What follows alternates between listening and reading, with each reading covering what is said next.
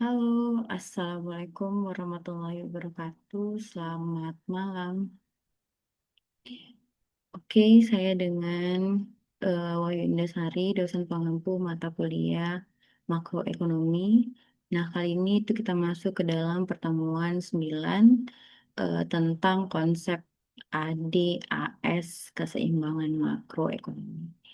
Nah, sebelum kita masuk, apa itu AD, apa itu AS? Nah, nanti akan saya jelaskan. Oke, selanjutnya masih sama kriteria penilaian dari saya.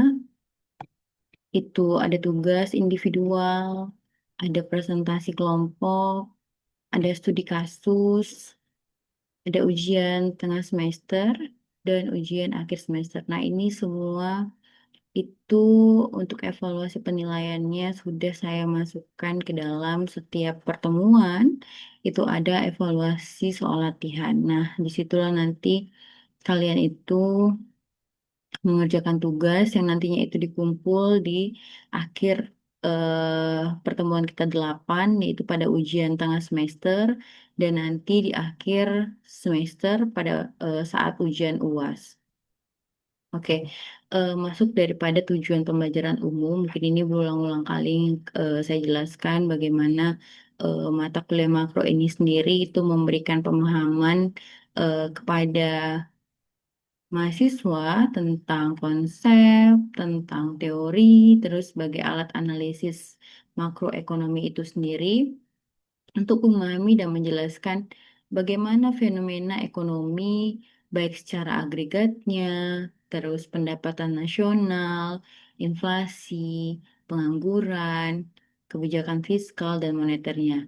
Lalu juga ada berkaitan tentang neraca perdagangannya, serta pertumbuhan ekonominya. Nah, itu untuk membentuk satu kemampuan berpikir kritis dan analitis terhadap apa sih permasalahan-permasalahan ekonomi makro yang lebih aktual lagi di tingkat nasional maupun global.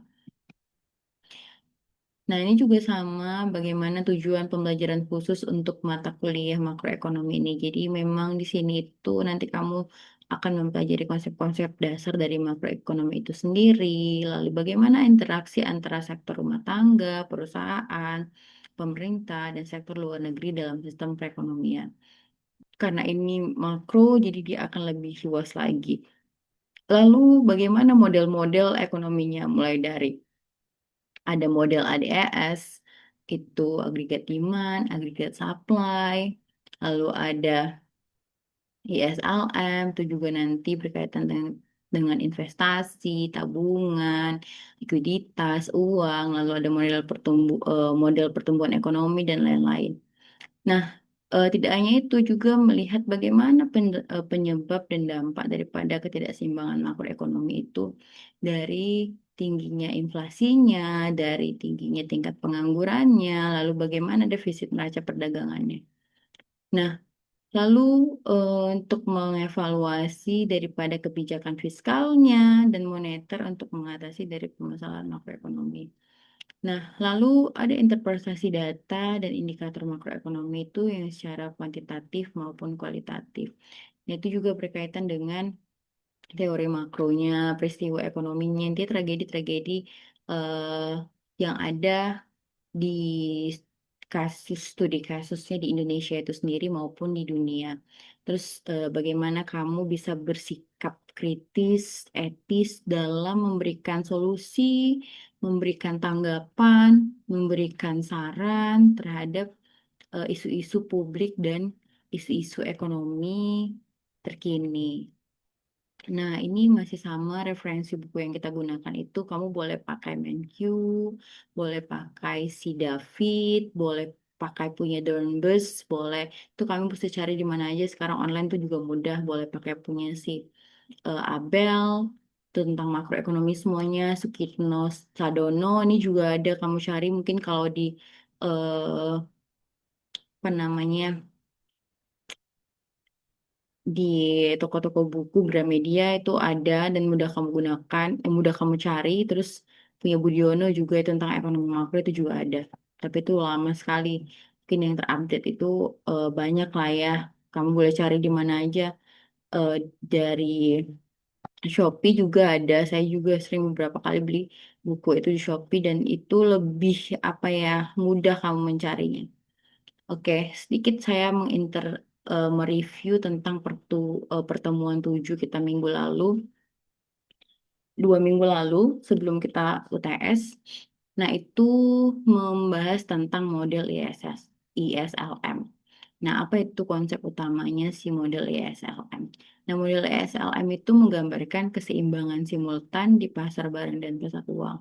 Jadi, kurva ISLM itu mewakili kombinasi antara suku bunga dan pendapatan untuk menghasilkan keseimbangan di pasar barang. Jadi, sementara kurva LM itu sendiri mewakili daripada keseimbangan di pasar uang.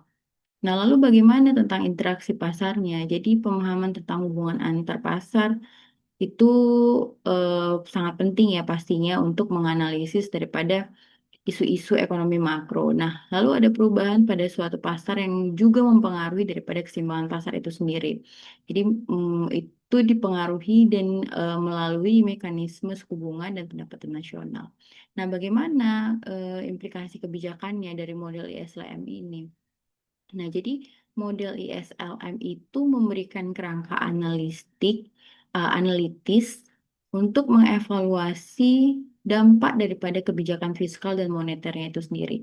Jadi kombinasi atau em, mix kebijakan ini itu mendapat apa ya, dapat dirancang untuk mencapai bagaimana target ekonomi makro yang diperlukan. Seperti misalnya bagaimana dengan tingkat pertumbuhannya, bagaimana pengendalian inflasinya, lalu bagaimana stabilitas keuangannya. Nah, itu semua dilihat dari kedua kebijakan itu. Nah, kalau model SHM itu memang punya keterbatasan. Pertama, dia perlunya kerangka analisis yang tepat pastinya untuk untuk menjadi alat fundamental dalam ekonomi makro itu sendiri. Nah, biasanya kemampuan dari model itu juga menjelaskan interaksi kompleks dalam perekonomian yang menjadikan komponen penting dalam kurikulum ekonomi dan perumusan kebijakan. Nah, lalu kita masuk ke dalam pembahasan kita di pertemuan ini, membahas tentang model ADAS. Nah, jadi agregat demand, agregat supply. Apa itu agregat demand? Ada permintaan dan penawaran daripada agregat itu. Nah, jadi nanti di sini kita membahas tentang konsep dari permintaan agregat, terus membahas tentang penawaran agregat, baik dari segi jangka pendeknya, dari segi jangka panjangnya, terus untuk melihatlah bagaimana ketiganya ini bertemu dan membentuk satu keseimbangan makroekonominya. Nah, jadi ada namanya mesin ekonomi yang membahas tentang permintaan agregat atau agregat demand. Nah, definisi daripada permintaan agregat atau agregat demand itu sendiri adalah kuantitas dari total barang dan jasa yang ingin dibeli oleh seluruh pelaku ekonomi, baik dari rumah tangga, baik dari perusahaan dan pemerintahan, pada setiap tingkat harga dalam suatu perekonomian. Jadi secara sederhana itu agregat demand itu mencerminkan total pengeluaran dalam perekonomian pada periode tertentu. Jadi ini ada beberapa komponen dalam agregat demand. Itu dilihat dari konsumsinya. Konsumsi itu di sini eh, sebagai kodenya itu adalah C, di mana itu merupakan pengeluaran rumah tangganya. Lalu ada komponen investasi dengan simbol I, yang itu merupakan pengeluaran daripada bisnis dan modal. Lalu ada pengeluaran pemerintah dengan eh, simbol itu G. Nah, itu merupakan belanja publik dan infrastruktur. Lalu ada ekspor besi atau dia net export. Nah, itu juga hasil dari ekspor yang sudah dikurangi dengan impor. Nah, kenapa kurva agregat demand itu menurun? Nah, kalau dilihat daripada kurva agregat itu memiliki kemiringan yang negatif. Jadi maksudnya itu adalah saat tingkat harga itu turun, kuantitas yang diminta itu meningkat. Nah, lalu ada tiga mekanisme utama yang menjelaskan fenomena ini. Pertama itu lihat dari efek kekayaannya. Kedua dilihat dari efek suku bunganya. Nah, terakhir itu dilihat daripada efek nilai tukarnya.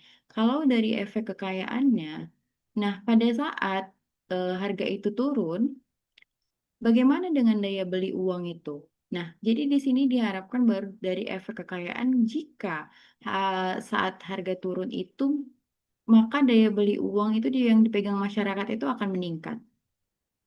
Nah, konsumen itu merasa lebih kaya secara real dan cenderung meningkatkan konsumsi mereka karena mereka merasa uang mereka itu eh, cukup untuk memenuhi atau membeli beberapa barang-barang lain dengan harga yang lebih murah. Nah, lalu efek suku bunga. Nah, dilihat dari penurunan harga itu mengurangi permintaan uang, sehingga suku bunga itu turun, lalu suku bunganya itu yang rendah itu mendorong investasi bisnis dan konsumsi rumah tangga. Nah, jadi kalau misalnya suku bunganya itu rendah, maka investasi bisnis dan konsumsi rumah tangga itu terdorong. Nah, lalu efek dari nilai tukar. Nah, dilihat dari harga domestik yang lebih rendah itu membuat barang lokal itu lebih kompetitif di pasar internasional. Jadi dia akan mendorong dan meningkatkan kenaikan ekspor secara bersih. Itu kira-kira jika terjadi kurva agregat demand yang menurun. Nah, mungkin kira-kira ilustrasi gambarnya itu seperti yang ada di dalam eh, apa, slide ini. Nah, ini adalah kurva permintaan agregat demand. Nah, di grafik ini terlihat bahwa kurva agregat demand yang menurun dari kiri atas ke kanan bawah itu merupakan sumbu Y. Nah, sumbu Y, lihat, lihat sumbu Y yang menunjukkan bahwa sumbu Y itu adalah tingkat harga. Nah, sumbu X itu adalah output real. Nah, jadi pada setiap titik pada kurva itu mencerminkan bagaimana kombinasi dari tingkat harga dan kuantitas output yang diminta. Jadi dilihat dari tingkat harganya yang tinggi, dilihat dari tingkat harganya yang sedang, dilihat dari tingkat harganya yang rendah. Nah, lalu faktor apa aja yang akan menggeser daripada kurva agregat demand itu sendiri? Nah, kurva agregat demand itu bergeser ke kanan. Nah, itu peningkatan permintaan atau ke kiri itu penurunan permintaan. Nah, inilah akibat daripada faktor-faktor yang di luar dari tingkat harga. Jadi di dalam faktor yang mempengaruhi gesernya kurva agregat demand itu ada konsumsi, ada investasi, ada pengeluaran pemerintah, lalu ada ekspor besi. Jadi konsumsi itu dipengaruhi oleh ekspektasi konsumen. Nah, perubahan kekayaan pada rumah tangga atau kebijakan perpajakan itulah yang mengubah daripada pendapatan disposable. Nah, lalu investasi. Nah, bagaimana investasi itu dipengaruhi oleh optimisme bisnis. Jadi dilihat dari tingkat suku bunga, ketersediaan kreditnya, dan insentif investasi dan pemerintahan. Lalu dari segi pengeluaran pemerintah. Nah, di dalam pengeluaran pemerintah itu ada kebijakan fiskal yang ekspansif. Nah, jadi kebijakan fiskal yang ekspansif itu adalah belanjanya itu lebih besar. Nah, itu akan menggeserkan kurva agregat demand itu ke kanan. Nah, kebijakan kontraktif itu yang akan menggeserkan dari kurva itu ke kiri. Nah, bagaimana dengan ekspor bersihnya? Kalau ekspor bersihnya itu dipengaruhi oleh pendapatan negara, mitra dagang, nilai tukar, mata uang, dan kebijakan perdagangan internasional. Nah, dilihat dari sisi produksi atau penawaran agregat jangka pendek atau SRAS. Nah, SRAS ini adalah penawaran agregat atau jangka pendek dengan kuantitas total barang dan jasa yang diproduksi dan dijual oleh seluruh perusahaan dalam perekonomian pada setiap tingkat harga dalam periode waktu yang relatif singkat, di mana beberapa faktor produksi itu, terutama upah, belum sepenuhnya menyesuaikan diri. Nah, karakteristik utamanya si kurva thrust itu memiliki kemiringan yang positif atau naik dari sisi kiri ke sisi kanan. Dan upah nominal dan kontrak itu dianggap kaku dalam jangka pendek. Dan perusahaan itu sendiri merespon perubahan harga dengan menyesuaikan volume produksi. Nah, mengapa kurva Strass itu naik? Jadi perbedaan dengan kurva permintaan itu, di mana kurva permintaan agregat jangka pendek memiliki kemiringan positif. Dua teori utama itu menjelaskan fenomena bahwa teori upah itu kaku atau sticky wage. Nah, dalam jangka pendek, upah nominal itu cenderung tetap karena terikat pada kontrak kerja. Nah, ketika misalnya tingkat harga itu pada umumnya naik, terus bagaimana dengan biaya produksi perusahaan itu yang relatif rendah? Nah, jadi itu akan mempengaruhi profitabilitasnya yang meningkat dan perusahaan itu akan terdorong untuk memproduksi lebih banyak output. Nah, lalu kalau teori yang salah persepsi perusahaan. Jadi kalau misalnya perusahaan itu mungkin salah menginterpretasikan kenaikan harga umum sebagai kenaikan harga relatif produk mereka sendiri. Akibatnya mereka itu akan meningkatkan produksi, namun sebenarnya daya beli realnya itu tidak berubah secara keseluruhan. Nah, lalu ada kurva penawaran agregat dalam jangka pendek. Nah, ini dapat dilihat bahwa sumbu Y-nya itu price, sumbu X-nya itu quantity. Nah, kalau dilihat dari kurva Strass ini naik dari kiri, jadi dia naiknya dari titik kiri, maksudnya itu adalah dari nol ke bawah, dari nol kiri bawah itu ke kanan atas. Nah, itu biasanya menghubungkan positif antara tingkat harga dan jumlah output yang ditawarkan. Nah, sumbu Y ini adalah sama dengan tingkat harga dan sumbu X itu adalah output realnya. Jadi lihat dari harga rendah, harga sedang, harga tinggi seperti itu. Nah, lalu ada faktor yang menggeser daripada kurva Strass itu sendiri.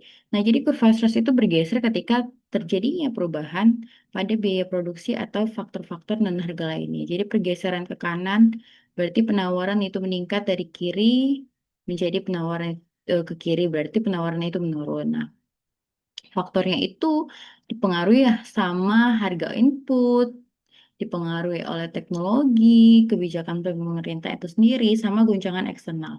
Nah, dari segi harga input itu dilihat dari kenaikan harga bahan baku itu sendiri, energi atau minyak gas atau upah tenaga kerja yang meningkatkan biaya produksi dan menggeser stress ke kiri. Lalu kalau dari segi teknologi yang dilihat itu dari inovasi teknologinya yang meningkat, efisiensi produksi itu menurun, biaya per unit dan menggeser stress ke kanan. Lalu kebijakan pemerintah itu dari pajak dan regulasi yang memberatkan atau menggeser stress itu ke kiri. Sebaliknya, misalnya subsidi dan deregulasi itu dapat menggeserkan ke kanan. Nah, lalu guncangan eksternal. Bagaimana bencana alam misalnya, seperti pandemi kemarin, terus adanya perubahan iklim yang itu merusak daripada infrastruktur produksi, nah itu juga akan mempengaruhi pergeseran antara kurva Strass itu secara dramatis ke kiri. Nah, lalu kira-kira apa si, potensi ekonominya dari penawaran agregat jangka panjang atau LRAS? Nah, definisi ARAS itu adalah penawaran agregat jangka panjang yang menunjukkan tingkat output potensial suatu perekonomian, yaitu level produksi yang dapat dicapai ketika semua sumber daya itu digunakan secara penuh dan efisien, dan seluruh harga, termasuknya upah, itu juga menyesuaikan diri sepenuhnya. Jadi, karakteristik si kunci LRAS itu adalah LRAS itu maksudnya long run aggregate supply. Nah, kurva vertikal itu adalah ketika LRAS itu digambarkan sebagai garis vertikal yang outputnya itu nggak berubah sama sekali meskipun misalnya harga itu berubah. Tapi kalau misalnya output potensial itu mencerminkan bagaimana kapasitas daripada si produktif real ekonominya itu yang bukan merupakan output aktual saat ini. Nah, lalu dari segi netral terhadap harga. Nah, jadi dari segi jangka panjangnya bagaimana itu tingkat harga itu tidak mempengaruhi daripada output real yang diproduksi. Nah, lalu kurva penawaran agregat jangka panjang atau ERAS. Nah, kurva ERAS adalah garis vertikal pada tingkat output potensial yang ini menunjukkan bahwa jangka panjang perubahan tingkat harga itu tidak dipengaruhi pada jumlah output yang diproduksi. Nah, tapi outputnya itu ditentukan sepenuhnya oleh kapasitas produktif ekonominya, dilihat dari tenaga kerjanya, modal, dan teknologinya. Nah, ini sama seperti fungsi daripada produksi ya kan ada tenaga kerja, ada modal teknologi dan lainnya. Lalu eh, eras kalau dilihat dari segi panjang dari jangka panjang itu dilihat dari garis vertikal yang menunjukkan bahwa output itu tetap. Nah, lalu bagaimana perubahan harganya itu dilihat dari tingkat harga berfluktuasinya tanpa pengaruh. Nah, lalu dilihat dari output potensial yang dimana yaitu tetap konstan terlihat terlepas dari harganya itu sendiri. Nah, lalu apa yang menggeser daripada faktor-faktor si kurva long run aggregate supply? Nah, jadi LRAS itu hanya bergeser ketika ada perubahan pada kapasitas produktif jangka pendek, jangka panjang suatu ekonomi. Nah, pergeseran itu ke kanan yang merupakan itu adalah berarti pertumbuhan ekonomi itu real. Nah, faktornya itu apa aja? Ada jumlah tenaga kerja, ada modal fisik, ada modal manusia, ada sumber daya alam, ada teknologi dan inovasi. Jadi jumlah tenaga kerja yang dimaksud adalah pertumbuhan si populasi itu sendiri, bagaimana peningkatan tingkat partisipasi angkatan kerja atau imigrasi tenaga ahli yang memperluas kapasitas produksi. Lalu ada modal fisik. Modal fisiknya itu adalah investasi itu sendiri dalam pabrik, misalnya mesinnya, infrastrukturnya, terus peralatannya, yang dapat meningkatkan kemampuan produksi secara keseluruhan. Lalu kalau dari segi modal manusianya itu bagaimana peningkatan kualitas pendidikannya, pelatihan vokasinya, dan kesehatan tenaga kerja yang meningkatkan produktivitas per pekerja. Lalu sumber daya alam. Nah, sumber daya alam sini dilihat dari penemuan cadangan baru atau pengelolaan sumber daya yang lebih efisien dan berkelanjutan yang dapat meningkatkan output potensial. Nah, kalau dari segi teknologi dan inovasinya itu dilihat dari kemajuan teknologi sebagai alat pendorong untuk pertumbuhan jangka panjang yang meningkatkan daripada total factory productivity. Nah, lalu ini titik temu antara keseimbangan makroekonomi yang dilihat dari keseimbangan jangka pendeknya, dilihat dari keseimbangan jangka panjangnya. Misalnya kalau dilihat dari keseimbangan jangka pendeknya itu eh, pada saat si AD itu berpotongan dengan SRAS atau short short run aggregate supply dari titik eh, ini dilihat dari tingkat harga dan output real yang ditentukan. Jadi kalau ekonomi itu berada pada atas atau di bawah output potensialnya itu disebut sebagai output gap. Lalu kalau dari segi keseimbangan jangka panjang itu pada saat terjadinya ADS, RAS, dan RS itu berpotongan pada satu titik. Jadi di kondisi ini tuh ekonomi beroperasi tepat pada output potensialnya dengan tingkat pengangguran natural dan harga yang sepenuhnya fleksibel. Nah, kalau misalnya si agregat demand itu bertemu dengan short, short run agregat supply itu akan menentukan keseimbangan jangka pendek. Jadi akan ditentukannya harga dan output aktualnya. Lalu kalau dilihat dari penyesuaian upah dan harganya dengan seiringnya waktu upah dan ekspektasi itu akan menyesuaikan diri sendiri ke kondisi yang baru. Lalu bagaimana si SRAS itu bergeser menuju ke arah itu juga dilihat dari ekonominya akan secara otomatis itu bergerak menuju output potensial. Nah, dengan adanya keseimbangan jangka panjang itu, maka si agregat demand itu sama dengan SRAS sama dengan LRAS pada output potensial. Nah, grafik keseimbangan makroekonomi dari segi jangka panjangnya itu dilihat dari ketiga kurva si AD, si SRAS, si LRAS. Nah, jadi kalau misalnya keseimbangan jangka panjang itu tidak ada output gap, tapi ekonomi itu beroperasi tepat pada output potensial dan pengangguran yang berada pada tingkat alaminya. Nah, ini skenario pada penurunan permintaan agregat. Jadi contohnya ini ada contoh nyata pada saat kejatuhan pasar saham atau krisis kepercayaan konsumen yang menyebabkan si kurva agregat demand itu bergeser ke kiri. Jadi agregat demand itu bergeser ke kiri pada saat kepercayaan si konsumen atau investasi itu anjlok. Nah, itu dilihat dari permintaan yang agregat yang turun drastis. Lalu pada saat terjadinya jangka pendek. Nah, bagaimana itu dilihat dari output real turun, tingkat harga turun, pengangguran yang meningkat, ekonomi itu berada pada output potensial. Nah, bagaimana dengan penyesuaian jangka panjang? Nah, itu dilihat dari upah nominal yang mulai turun, lalu biaya produksinya berkurang, ekstrasinya itu bergeser ke kanan secara bertahap. Nah, keseimbangan baru yang dibentuknya itu apabila si ekonomi itu kembali ke output potensial pada tingkat harga yang lebih rendah. Nah, ini adalah ilustrasi si agregat demand kalau dia bergeser ke arah ke kiri. Jadi kalau misalnya grafiknya itu menunjukkan pergeseran ke kiri, maka secara jangka pendek itu outputnya akan jatuh ke bawah Y. Dan jangka panjangnya si ekstras tadi bergeser ke kanan. Atau biayanya itu turun sehingga keseimbangan baru itu tercapai di Y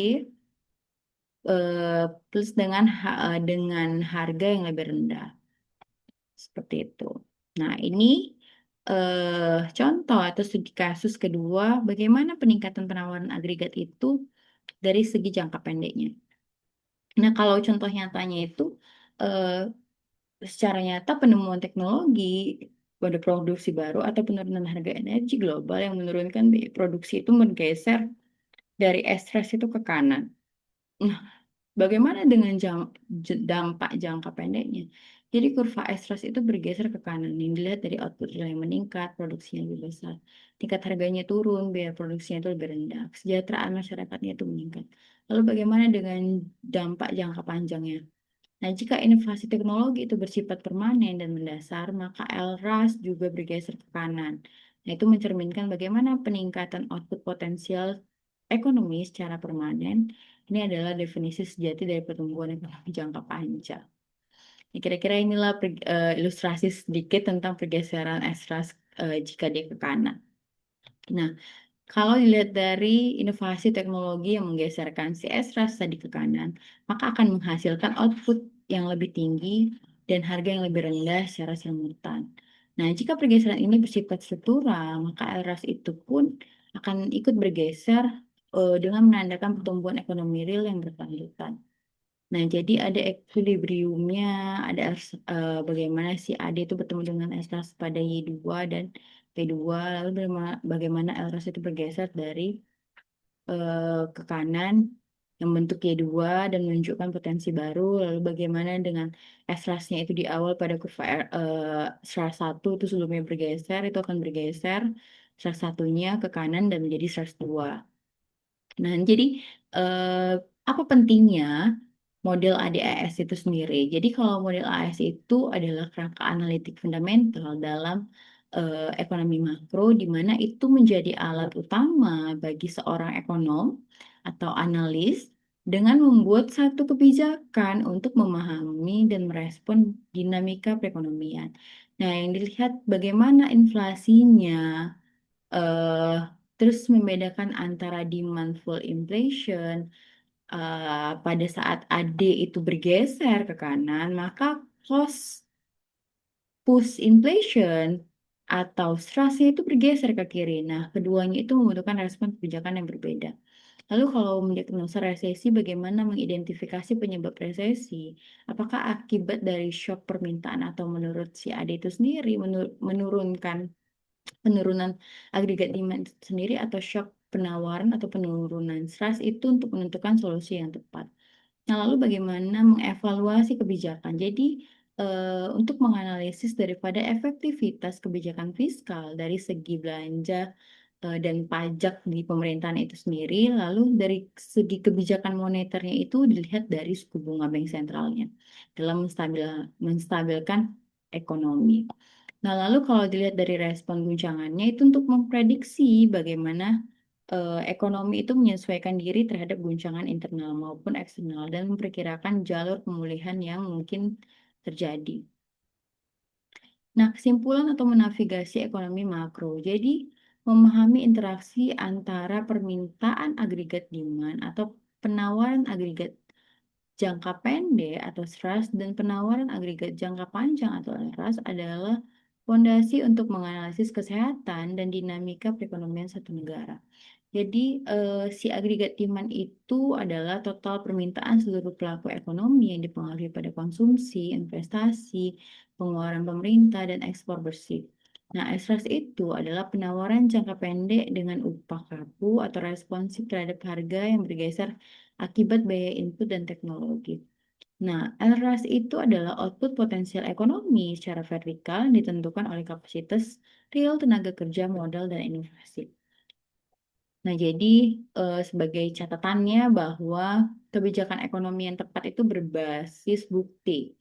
Bukti dari fiskalnya, bukti dari moneternya, yang bisa membantu untuk menstabilkan ekonomi, mengatasi resesi, mengendalikan inflasi, dan mendorong pertumbuhan yang berkelanjutan dan inklusif bagi seluruh masyarakat.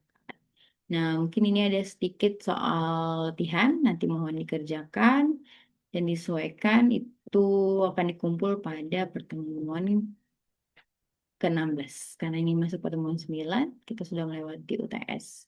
Oke, baik. Terima kasih. Assalamualaikum warahmatullahi wabarakatuh. Selamat malam.